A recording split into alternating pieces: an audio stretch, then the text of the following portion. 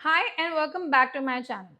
इस चैनल पे हम लोग प्रेपोजिशंस को बहुत डिटेल में पढ़ रहे हैं। मेरी पिछली 4 वीडियोस में मैंने बहुत अच्छे से प्रेपोजिशंस के हर किस्म को एक्सप्लेन किया है। And now comes the last type of preposition, that is preposition of comparison.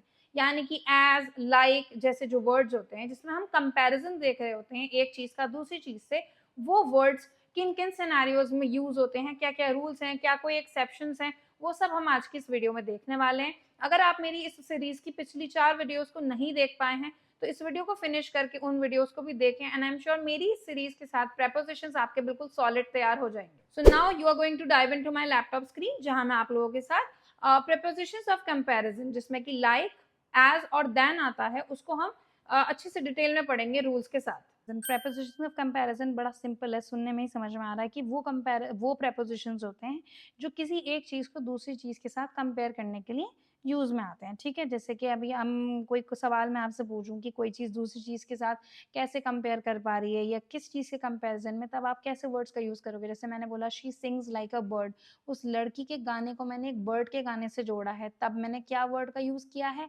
Like. ठीक है, तो लाइक एक कॉमन प्रेपोजिशन ऑफ कंपैरिजन है। सिमिलरली एक और प्रेपोजिशन ऑफ कंपैरिजन होता है एज, जैसे कि he works as a teacher, वो एक बतौर टीचर काम करता है, he works as a teacher. Fine. लेकिन बात क्या आती है, बहुत से बच्चे लाइक और एज को एक दूसरे के साथ जोड़ देते हैं, बिल्कुल ऐसा समझते हैं कि अरे हाँ मर्जी है, चाहे एज लिख लो चाहे लाइक ले लो। ऐसा नहीं है, वैसे तो दोनों ही कंपैरिजन के लिए यूज किए जाते हैं, लेकिन थोड़ा सा डिफरेंस होता है दोनों में।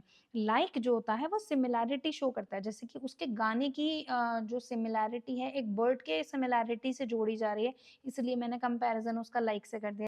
लेकिन एज जो है वो इक्वालिटी के तौर पे भी यूज किया जाता है, जैसे कि he is as nice as a cow for example. मैंने जो भी माइंड में आया वो लिख दिया, लेकिन मतलब एज क्या है, इक्वालिटी को दिखाता है। लास्टली क्या होता है, देन, THAN, देन, इसको भी कंपैरिजन के लिए यूज किया जाता है, जैसे कि she is taller than me, वो मुझसे लंबी है।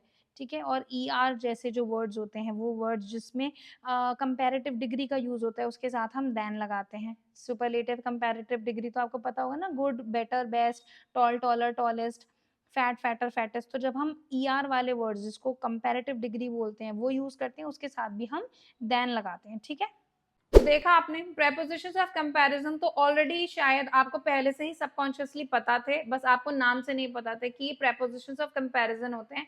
एंड आई थिंक ये वीडियो आपको बहुत इजी लगा होगा, बहुत अच्छे से सब समझ में आ गया होगा, क्योंकि जितना मैंने आपको पढ़ाया होगा आई एम होपिंग कि ये चीजें आपको ऑलरेडी पता होंगी। अगर अभी भी कोई कंफ्यूजन हो, आई एम ऑल योर्स, आप मेरे साथ कमेंट्स में डिस्कस कर सकते हैं। बाकी ये वीडियो अगर आपको पसंद आई हो उसे लाइक करें, अपने फैमिली फ्रेंड्स के साथ शेयर करें, मेरे चैनल को सब्सक्राइब करें, सब्सक्राइब करवाएं, मेरी वीडियोस के साथ एंगेज करें ताकि मेरा चैनल ग्रो कर सके। Thank you so much for watching, bye.